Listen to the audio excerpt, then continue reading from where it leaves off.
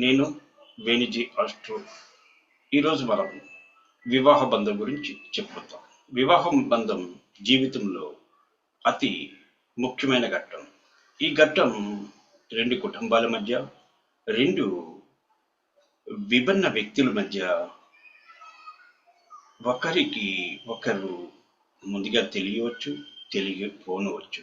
ఏ విధంగానైనా సరే రెండు జంటల మధ్య, రెండు కుటుంబాల మధ్య, రెండు ప్రాంతవాసుల మధ్య జరిగే బంధాన్ని ఇది తెలియజేస్తుంది. ఇందు ముఖ్యమైన స్థానం ఏంటంటే సెవెంత్ హౌస్. జాతక చక్రంలో ప్రాథమికంగా సెవెంత్ హౌస్ తుల అవుతుంది. తులకు అధిపతి శుక్రుడు అవుతున్నాడు కాబట్టి ప్రథమ కారకుడు శుక్రుడు. ఏడో house primary house, marriage house, partner house, sports house అంటాం. రెండోది కుటుంబాన్ని తెలియజేస్తుంది. ఇంట్లో కూడా అత్తని కూడా తెలియజేస్తుంది. 11వ హౌస్ మన కోరికలను, ఫుల్ఫిల్మెంట్ని, డిజైర్స్ని తెలియజేస్తుంది. అలాగే హౌస్ ఆఫ్ ద గెయిన్ తెలియజేస్తుంది. అలాగే 5వ హౌస్ ఆఫ్ ద లవ్ అంటే ప్రేమను తెలియజేస్తుంది, ఎఫెక్షన్ తెలియజేస్తుంది, డిటర్మినేషన్ తెలియజేస్తుంది.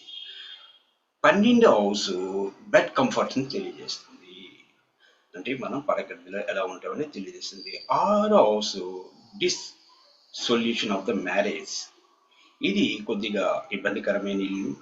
ఇది కోర్టు కేసు ఆఫ్ డైవర్స్ని కూడా తెలియజేస్తుంది. 8th హౌస్ ఆఫ్ ద డోరీ అంటే కట్నము, ఇబ్బందులు అంటే ఆప్టికల్స్, టెన్షన్స్, ఆఫ్టర్ మ్యారేజ్ తెలియజేస్తుంది. అలాగే 3rd హౌస్ నైబర్స్ అండ్ రిలేషన్షిప్ని తెలియజేస్తుంది. ఈ 3rd హౌస్ బలంగా ఉంటే నైబర్స్ ద్వారా లేదా నైబర్స్కి మ్యారేజ్ అవుతుంది. 10th house being a 12th from the gain, it is also denoted A authority, grant of diversion. 10th house court ద్వారా కానీ పెద్దల ద్వారా కానీ డైవర్స్ తీసుకునేది కూడా తెలియజేస్తుంది. ఇక్కడ ప్రైమరీగా వీనస్ మెయిన్ కారక. ఇక కోఆర్డినేట్, మేల్కి వీనస్, మూన్, ఫిమేల్కి జూపిటర్, మార్స్ చూస్తాం. ఇవి చూసినప్పుడు మనకి మ్యారేజ్ వ్యవస్థ గురించి తెలుస్తుంది. ఇక్కడ మ్యారేజ్ జరగాలంటే 7వ హౌస్కి 2-11తో సంబంధం ఉండాలి. అదో ప్రేమ వివాహం అయితే 5వ హౌస్ తోటి, ద్వితీయ వివాహం అయితే 9వ హౌస్ తోటి సంబంధం కలిగి ఉండాలి. ఇది ప్రాథమికంగా మనకి తెలియజేసేది. కానీ ఇప్పుడు ప్రస్తుతం ఉన్న సొసైటీలో మనకి ఎలా ఉంది, ఎర్లీ మ్యారేజ్ అంటే 21 ఇయర్స్ బిఫోర్గా జరిగిపోయేదాన్ని మనం ఎర్లీ మ్యారేజ్ అంటాం. అదే 21 నుంచి 25 ఇలాగ జరిగేదాన్ని మనం నార్మల్ మ్యారేజ్ కింద చేస్తాం. అలా డిలే మ్యారేజ్ 25 నుంచి 32 సంవత్సరాల మధ్యలో జరిగేది. ఇది అంటే జూపిటర్ ఫస్ట్ రౌండ్లో జరిగేదాన్ని మనం నార్మల్ మ్యారేజ్ తీసుకుంటాం. జూపిటర్ సెకండ్ రౌండ్ 24 ఇయర్స్ తర్వాత సెకండ్ రౌండ్ జరిగిపోతుంది కాబట్టి, స్టార్ట్ అయిపోతుంది కాబట్టి ఈ రౌండ్లో జరిగే దానిని, ఆ సందర్భంలో జూపిటర్ సాటర్న్ ఆస్పెక్ట్ మన 7th హౌస్ లగ్నంపై సాటర్న్ యొక్క ఆస్పెక్ట్ ఉండాలి. అదేవిధంగా జూపిటర్ ఆస్పెక్ట్ 1, 5, 7, 9 స్థానాల యొక్క ఆస్పెక్ట్ ఉండాలి. అంటే ఆ ఆస్పెక్ట్ ఉన్నప్పుడు వివాహం జరుగుతుంది. బ్యాడ్లీ డిలే 33 to 42 ఇయర్స్, ఇది Jupiter 3rd round and 4th రౌండ్లో జరుగుతుంది. ఎందుకంటే ఇది ఇప్పుడు ఇందాక చెప్పుకున్నాం డిలే మ్యారేజ్, అది ఒక రౌండ్ కంప్లీట్ అయిపోవడానికి 12 సంవత్సరాలు, రెండో రౌండ్ కంప్లీట్ అయిపోవడానికి 24 సంవత్సరాలు, అంటే అక్కడ 3వ రౌండ్లో వివాహం జరుగుతుంది, ఇక్కడ 4వ రౌండ్లో వివాహం. ఎర్లీ మ్యారేజ్ అనేది ఆల్రెడీ మనం చెప్పుకున్నాం. ఇది మనం ఎలా చూస్తాం, 4th హౌస్ ఈజ్ ఏ సుఖస్థానం, అంటే మనం ఎక్కడున్నామో అక్కడే ఉండి హ్యాపీ లైఫ్ అనుభవించుతామా లేదా అన్నది మన 4th హౌస్ మనకి తెలియజేస్తుంది. కాబట్టి మ్యారేజ్ అనలైజ్ చేసేటప్పుడు శుక్రుడిని వైఫ్ కోసం, కుజుడిని భర్త కోసం చూస్తాం హారోస్కోప్లో. ఇది ప్రతిపదంగా చూసుకుంటాం. ఇది కరెక్ట్గా ఉన్నప్పుడు మనకి ఎటువంటి ఇబ్బందులు ఉండవు. ఆ తర్వాత ఇక్కడ మనం కొంత డిఫరెంట్గా చెప్పుకుంటాం. అంటే ఇక్కడ మీకు ఆల్రెడీ నేను చెప్పి ఉన్నాను. కావాలంటే ఒకటి అంటే మేష రాశిలో కానీ, సింహరాశిలో కానీ, తర్వాత ధనుసు రాశిలో కానీ కేతువు, శుక్ర, రవి నక్షత్రాలు ఉంటాయి. అంటే ఆ నక్షత్రాల ప్రకారంగా 1, 5, 9 స్థానాల్లో ఉన్న ఒకదానికి ఒకటి 1, 5, 9 స్థానాల్లో ఉన్నవి బలమైన బంధాన్ని కలిగి ఉంటాయి. కాబట్టి ఆ ప్రకారం చూసుకుంటాం. ఆ ప్రకారంగా శుక్రుడికి గుడికి సంబంధం ఉంటే ఎర్లీ మ్యారేజ్ అవుతుంది. శుక్రుడికి శనికి సంబంధం ఉంటే డిలే మ్యారేజ్ అవుతుంది. ఈ శుక్రుడికి శనికి రాహు ఉంటే ఇంకా మ్యారేజ్ జరగడం కష్టం. అదే ఫిమేల్స్కి అయితే కుజుడు కుజుడు కుజుడు గురుడికి సంబంధం ఉంటే ఎర్లీ మ్యారేజ్ అవుతుంది. గురుడికి శనికి సంబంధం ఉంటే డిలే మ్యారేజ్ అవుతుంది. గురుడికి శని రాహులకు కూడా సంబంధం ఉంటే మ్యారేజ్ జరగడం కష్టం. ఈ శుక్రుడికి గురుడికి మాత్రమే ఉంటే ఎర్లీ మ్యారేజ్ అవుతుంది. అందులో వేరే శని ఇంటర్ఫైరెన్స్ ఉండకూడదు. అలాగే కుజుడికి గురుడికి ఉంటే ఎర్లీ మ్యారేజ్ ఫీమేల్స్ జరుగుతుంది. ఆ డిలే మ్యారేజ్ శుక్రుడికి శనికి మేల్కి, ఫిమేల్కి మార్స్ శాటర్న్కి డిలే మ్యారేజ్ జరుగుతుంది. ప్రాబ్లం ఎక్కడ వస్తుందంటే వీటి మధ్యన శుక్రుడికి కేతువుకి సంబంధం ఉంటే అక్కడ ఆబ్స్టికల్స్ ఇబ్బందులు వస్తాయి, మెంటల్ ప్రాబ్లమ్స్ వస్తాయి. అలాగే ఫిమేల్కి అయితే మార్స్ కేతు సంబంధం ఉంటే ప్రాబ్లమ్స్ వస్తాయి ఉంటాయి. ఇక్కడ కుజుడు మంచి స్థితిలో ఉండి గురుడు మంచి స్థితిలో ఉండి ఈ కేతు సంబంధం శుక్రుడికి కానీ కుజుడికి కానీ ఉన్నప్పుడు కాంప్రమైజ్ అవుతుంది. ఇక్కడ శుక్రుడికి రాహుకి సంబంధం కలిగితే అది కొంత ఇబ్బందికరంగా డిలే మ్యారేజ్ అవుతుంది. మరీ బలంగా ఉంటే అది మ్యారేజ్ జరగకపోవచ్చు. ఫీమేల్కి అయితే రాహు కుజుడు ఇది అంతే. బాగా ఇబ్బందికరంగా ఉంటే మ్యారేజ్ జరగకపోవచ్చు, నార్మల్గా ఉంటే బాగా డిలే మ్యారేజ్ అవుతుంది. ఇక్కడ నేను చెప్పిన దాకా 159 ఆస్పెక్ట్లో బుధుడికి కేతుడికి సంబంధం ఉంటే అది కొంత ప్రేమ వ్యవహారానికి దారితీస్తుంది. అలాగే శుక్రుడు, కేతువు, కుజుడుకి సంబంధం కలిగితే నేను చెప్పిన 159 ప్రకారంగా సపరేషన్ ఉంటుంది బౌత్ ఇద్దరికి.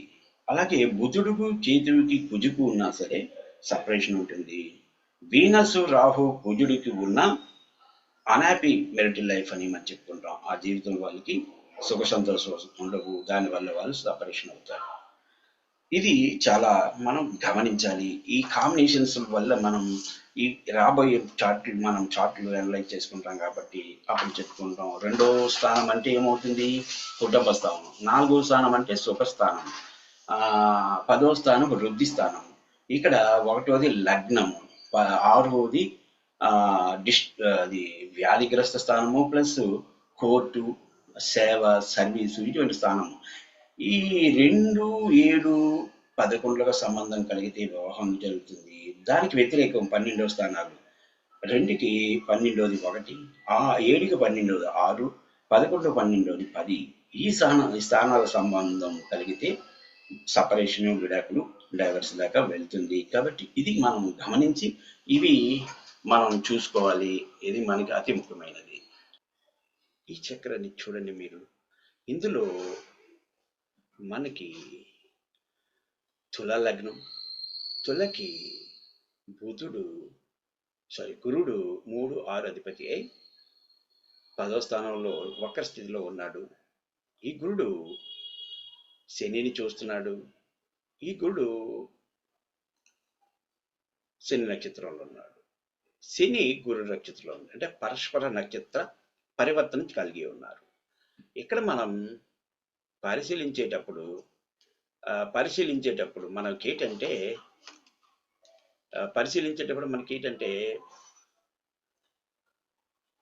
ఈ పరిశీలించేటప్పుడు మనకి ఏంటంటే ఆ మ్యాక్సిమం భావచక్రాన్ని పరిశీలించాలి. ఎందుకంటే చూడండి ఇక్కడ శుక్రుడు, బుధుడు, రవి కలిసి ఉన్నారు కాబట్టి ఇది ద్వితీయ వివాహ యోగాన్ని సూచిస్తుంది. కానీ భావాచార ప్రకారంగా శుక్రుడు ఒక్కడే మకర రాశిలో ఉన్నాడు. బుధుడు, రవి ధనుసు రాశిలో ఉన్నారు. మిగతా వారు ఒక గురుడు మళ్ళీ 9వ రాశిలోకి వెళ్ళిపోయాడు. అంటే ఇక్కడ మనకి ఏంటంటే ఈ గురుడు బుధుడిని, రవిని చూస్తున్నాడు.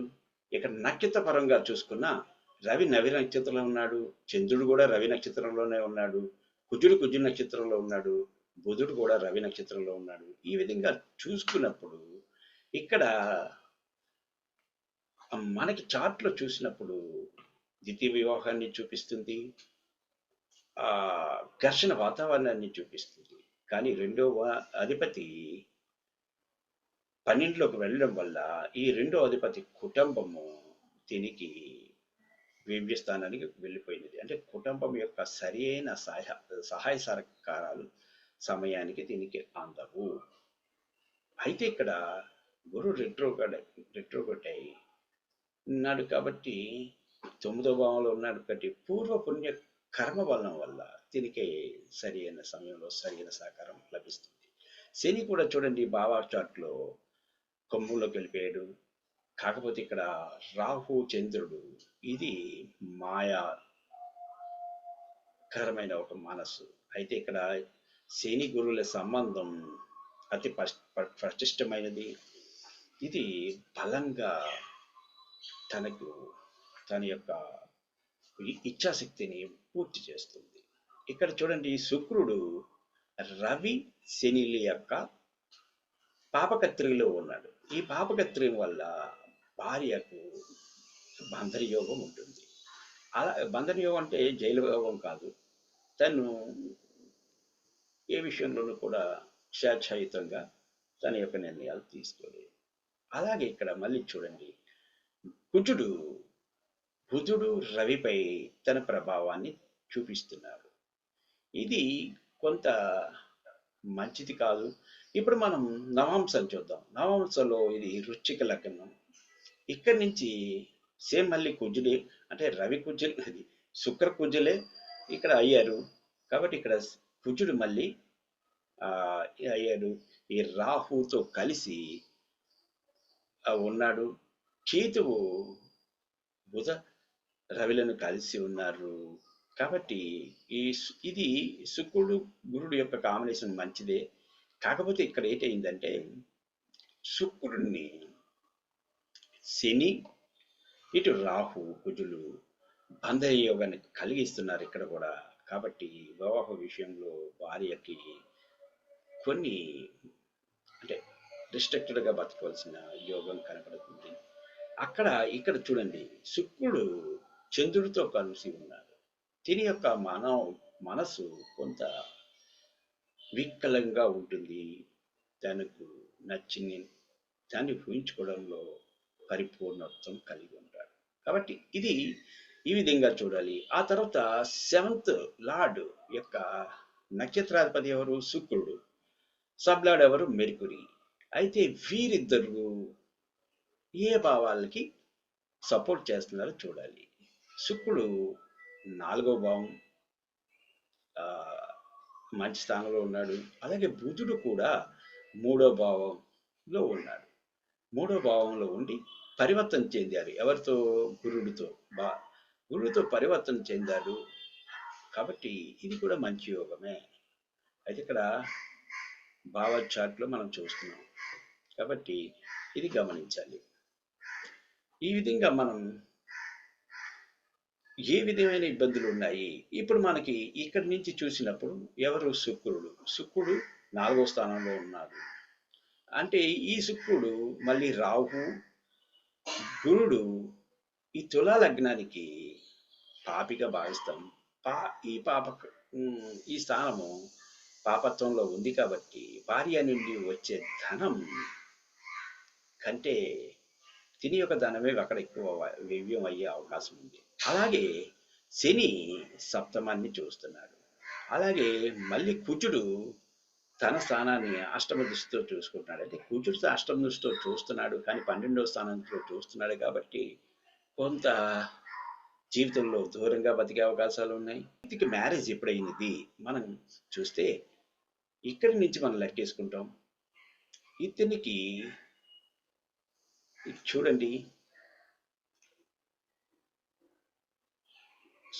రవి సంబంధం 3 అంటే ఇక్కడ నుంచి 3 11లో ఉన్నారు కాబట్టి, అంటే ఇక్కడ నుంచి 3 ఇక్కడ నుంచి చూస్తే 11 3 11లో ఉన్నారు కాబట్టి 50-50 ఛాన్సెస్. అలాగే గురుడు ఇటు ఉన్నారు కాబట్టి ఇది కొంత ఆలస్య వివాహాన్ని సూచిస్తుంది. ఎందుకంటే శని 50% పనిచేస్తాడు ఇక్కడ, మళ్ళీ సెవెంత్లో ఉన్నాడు కాబట్టి గురుడు అదొక 50%, అంటే పూర్తిగా డిలేని చూపించటం లేదు, అంటే కొంత డిలేని చూపిస్తుంది. కాబట్టి ఈ వ్యక్తికి 26-27లో వివాహం జరిగి ఉంటుంది. ఇది మనం అంచనా వేసుకోవచ్చు. ఎందుకంటే మనకి 159 అది 100% కింద తీసుకుంటాం, 3711ని మనం 50% కింద తీసుకుంటాం. కాబట్టి ఇది ఈ విధంగా రిజల్ట్ మనకి పూర్తిగా ఎప్పుడు మ్యారేజ్ అవుతుంది అనేది అంచనా వేసుకుని చెప్పుకోవచ్చు. కాబట్టి ఈ వ్యక్తికి 26-27లో వివాహం జరిగి ఉంటుంది. కాబట్టి ఈ విధంగా మనం ప్రతి విషయాన్ని తెలుసుకోవాలి. ఇది జాతక చక్రంలో వివాహం ఎప్పుడు జరిగి ఉంటుంది లేదా ఎప్పుడు జరుగుతుంది అని అంచనా వేయడం. ఇది కాకుండా దీని మీద మనం ఈ ఇతనికి 26-27 వచ్చేటప్పుడు ఈ శని గురుడు ఎక్కడున్నారు అన్నది కూడా మనం గమనించాలి. కాబట్టి ఈ విషయాలను మనం దృష్టిలో పెట్టుకొని చూసుకున్నట్లయితే మీకు అన్ని విషయాలు మంచిగా వస్తాయి. కాబట్టి అది గమనించాలి. ఇది మనం చూసుకొని చేసుకున్నట్లయితే మనకి అన్ని విధాలుగా బాగుంటుంది. మీరు నాకు ఇంకా మంచి మంచి వీడియోస్ మీరు చూడాలనుకుంటే మీరు నా ఇది వీడియోస్ని సబ్స్క్రైబ్ చేసుకోండి. మీకు ఏమైనా డౌట్ ఉంటే అడగండి. నేను ఈ మ్యారేజ్ మీద చాలా వీడియోస్ మీకు పెడతాను.